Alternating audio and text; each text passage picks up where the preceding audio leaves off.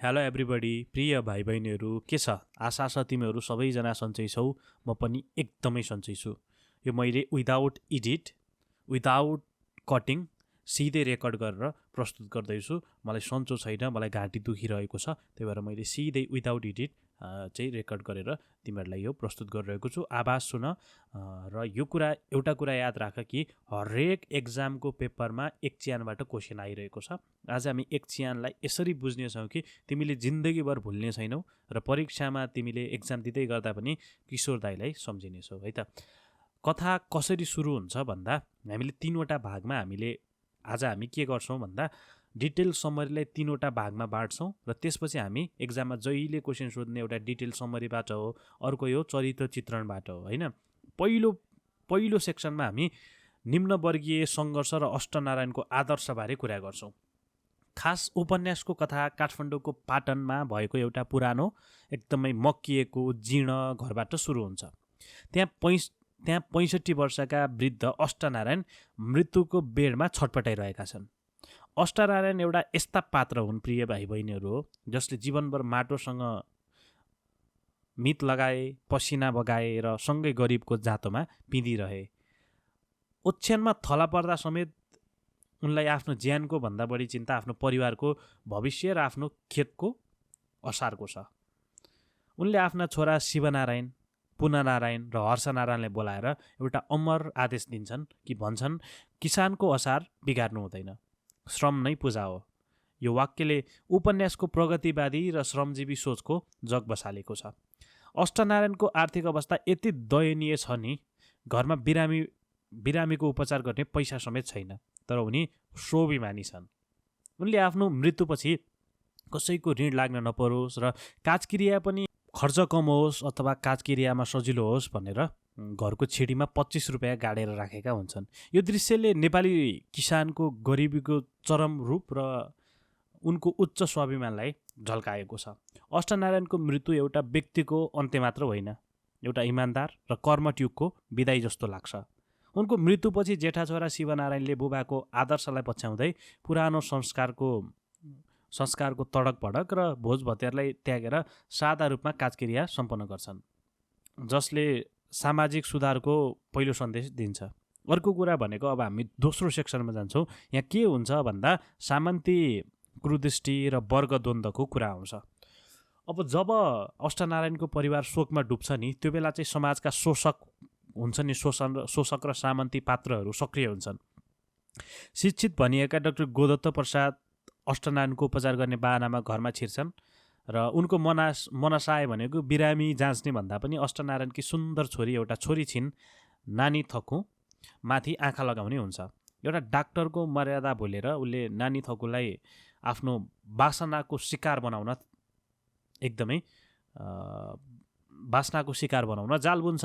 अर्कोतिर जमिनदार सुरमान सुब्बाले आफ्नो कारिन्दा रामबहादुर मार्फत नानी थकुलाई विवाहको प्रस्ताव पठाउँछ र आर्थिक प्रलोभन पनि देखाउँछन् होइन। यो खण्डले के देखाउँछ भने कसरी समाजका टाठाबाटा अथवा अपल्लो वर्ग भनौँ अथवा पैसा भएकाहरू गरिबको दुःखलाई आफ्नो मनोरञ्जन र स्वार्थको साधन बनाउँछन् भनेर त्यहाँ देखाइएको छ। शिवनारायणले यी सबै षड्यन्त्रलाई नजिकबाट निहाल्छन्। उनी गरिब त छन् तर कायर चाहिँ छैनन् है। उनले डाक्टरको एकदमै त्यो नराम्रो मनसाय बुझेर उनलाई घरबाट निकालिदिन्छन् र सुब्बाको आर्थिक प्रलोभनलाई पनि लत्याइदिन्छन्। त्यहीँबाट श्रमजीवी वर्ग र सामन्ती वर्गबीच वैचारिक द्वन्द्व सुरु हुन्छ। भनेको पैसा कमाउने अथवा गरिब निमुखा बीचको एउटा वैचारिक द्वन्द्व सुरु हुन्छ। नानी थकु सुरुमा डाक्टरको चिल्ला कुरा र उपहारमा केही अल्मलिए पनि बिस्तारै परिवेशले उनलाई आफ्नो वास्तविकता बुझ्न बाध्य बनाउँछ। अब हामी पृष्ठ 3 अथवा सेक्सन 3 मा पुग्यौँ समरीकै। यसमा चाहिँ क्रान्तिकारी रूपान्तरण र कारुणिक अन्त्य भन्ने मैले राखेको छु। यसमा के हुन्छ भन्दा उपन्यासमा डाक्टरकी श्रीमती रञ्जना देवीको प्रवेशले कथालाई नयाँ मोड दिन्छ। उनी शिक्षित, विवेकी र न्यायप्रेमी नारी हुन्। उनले नानी थकुलाई भेटेर पुरुषको स्वार्थ र नारी अस्मिताको महत्त्व बुझाउँछिन्। रञ्जना देवीको सम्झाइले नानी थकुको मानसपटलमा परिवर्तन आउँछ र उनले डाक्टरसँगको सम्बन्ध तोड्छिन्। त्यसपछि चाहिँ शिवनारायणले सामाजिक क्रान्तिको अर्को एउटा कदम चाल्छन्।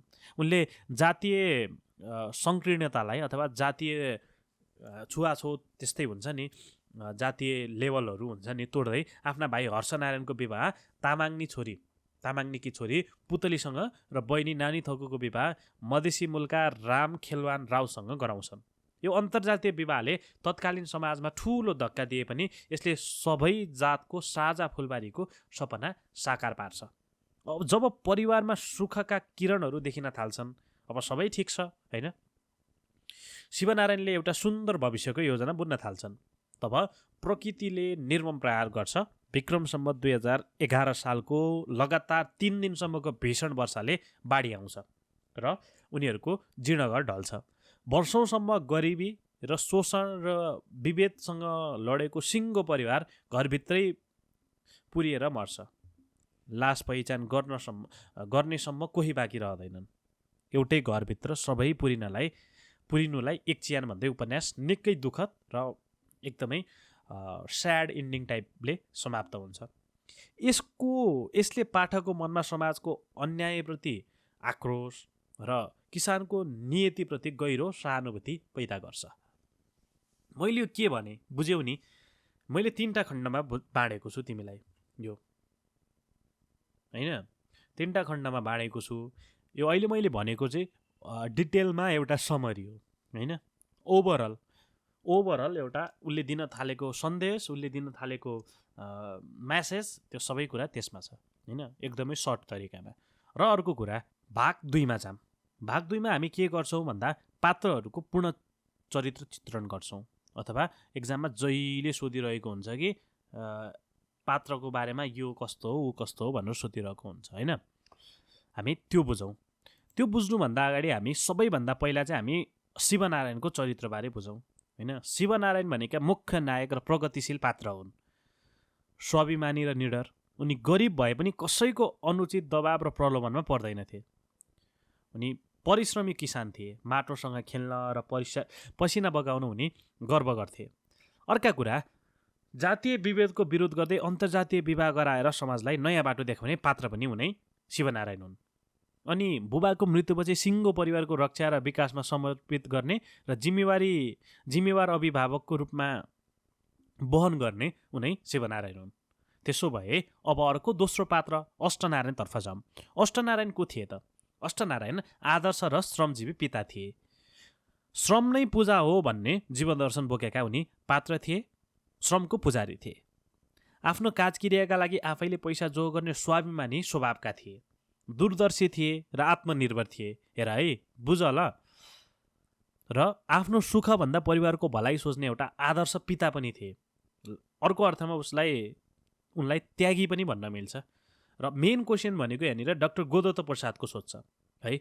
गोदत्त प्रसादको कुरा गर्दाखेरि गोदत्त प्रसाद भनेको खलनायक पात्र हुन् अथवा खल पात्र र नैतिक पतनको प्रतीक हुन्। उनी केटी देख्नै नहुने, स्त्री लम्पट भन्ने भाषा छ नि, हो त्यही ठ्याक्कै। कामुक र स्त्री लम्पट। श्रीमती र सन्तान हुँदाहुँदै पनि 17 वर्षीय अबोध किशोरीमाथि आँखा लगाउने उनी पात्र थिए। र उनी कामुक र स्त्री लम्पट थिए। बाहिर डक्टरको सेतो कोट लगाए पनि भित्र उनको मन एकदमै कालो थियो र उनी त्यही कालो मन भएका पात्र हुन्। उनी पाखण्डी हुन् र एकदमै केटी देख्नै नहुने पात्र हुन्। अर्को कुरा भनेको पेसागत मर्यादा भुल्ने। डक्टर भनेको एउटा त सम्मानित पेसा हो नि त। त्यो पेसा भुलेर आफ्नो यौन प्यास मेट्ने खोज्ने सामन्ती चरित्र भएका स्वार्थी डाक्टर पनि हुन् होइन। अब हामी रञ्जना देवीतर्फ जाऊँ। रञ्जना देवी को थिइन् त? रञ्जना देवीको बारेमा पनि एक्जाममा सोधिरहेको हुन्छ। रञ्जना देवी नारी अस्मिता र अधिकारका बारेमा स्पष्ट धारणा राख्ने एउटा पात्र हुन्। सचेत नारी हुन्। आफ्नै श्रीमानको गलत प्रविधिको विरोध गर्न सक्ने एउटा साहसिक महिला पनि हुन् नि। उनले यस्तो गर्नु हुँदैन भनेर आवाज उठाएकी थिइन् नि। हो, नानी थकुलाई बिगार्नबाट जोगाउने सही बाटो देखाउने आदर्श पात्र पनि हुन्। अर्को अर्थमा भन्दाखेरि उनी मार्गदर्शक पनि हुन्, बाटो देखाउने मान्छे पनि हुन्। बुझिरहेछौ नि होइन भाइ बहिनी? यो दामी होइन। अब अर्को कुरा, अन्तिममा छु म। 2011 सालको बाढीमा सिङ्गो परिवार पुरियो र गरिबका सपनाहरू समाजले एकै ठाउँमा पार्नु नै एक चिहानको मूल अर्थ हो। र अर्को कुरा भनेको नेवार, तामाङ, मधेसी समुदायलाई जोडेर राष्ट्रिय एकताको सन्देश दिनु यसको प्रमुख उद्देश्य हो। अन्तर्जातीय विवाहको कुरा र श्रमको महिमा, उपन्यासले किसानको पसिनालाई संसारको सबैभन्दा पवित्र वस्तु मानेको छ। निष्कर्षमा भन्नुपर्दा यो उपन्यासले सामन्तवादको विरोध गर्दै एउटा समतामूलक र विभेदरहित समाजको परिकल्पना गरेको छ। यति हो भाइ बहिनी हो। यही कुरा तिमीले मजाले एक्जाममा लेख्यौ भने केही पनि हात दिनु पर्दैन, मजाको मार्क्स आउँछ। हेर, मैले विनाशकारी बाढी र सब थोकको अन्त्यको कुरा गरिहालेँ होइन। त्यसपछि शिवनारायण स्वाभिमानी र विद्रोहीको कुरा गरिहालेँ। डाक्टर गोदत्त प्रसाद कस्ता खलनायक पात्र हुन् अथवा खलनायक चरित्रका पात्र हुन् भन्ने कुरा पनि मैले सेयर गरिहालेँ। नारी चेतनाको विकासको कुरा मैले रञ्जना देवीको कुरा गरिहालेँ। नानी थकुको कुरा पनि गर्नैपर्छ, मैले छुटाएछु।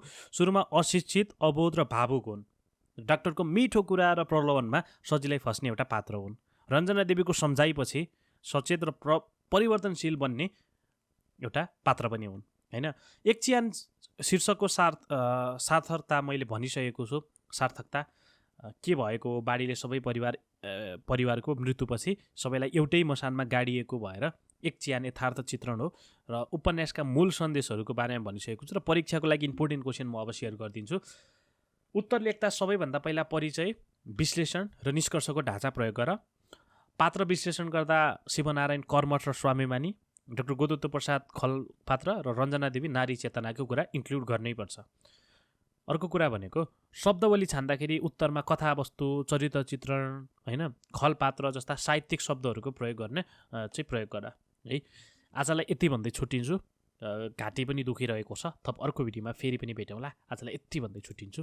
नमस्कार। भिडियो सबैले सेयर गरिदेऊ। धन्यवाद।